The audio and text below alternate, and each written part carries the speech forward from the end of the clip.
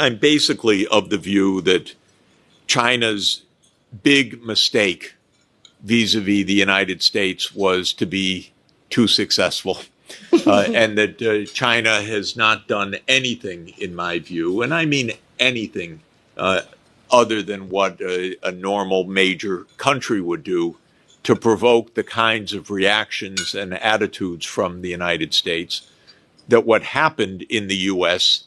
was that with China's rise, starting around 2014, in a very methodical way, the United States came to view China as not only a rival, but therefore as an adversary, because it was a rival in scale, in success, in technology.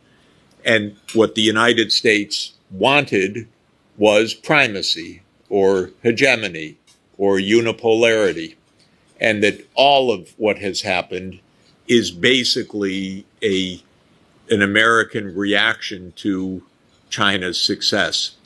If you want to see that very well documented, I'm sure many of you know the paper, but there's a very, very clear, vivid explanation of American foreign policy in a paper in 2015 for the Council on Foreign Relations by Robert Blackwell and Ashley Tellis, called something like a grand strategy towards China, or a revised grand strategy towards China. And it spells out in completely vivid terms what has ensued for the past decade.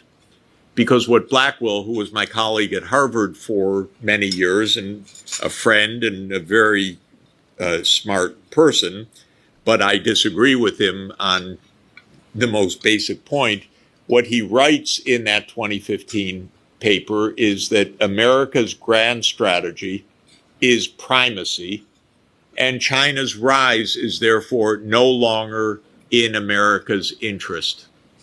This is an astounding idea. It's basically the idea that success elsewhere is disadvantageous for the United States. If you take that view, you are bound to live in a world of nonstop conflict. If the advances of other places are to your detriment simply because they are advances, you are condemned to view the world in conflictual terms.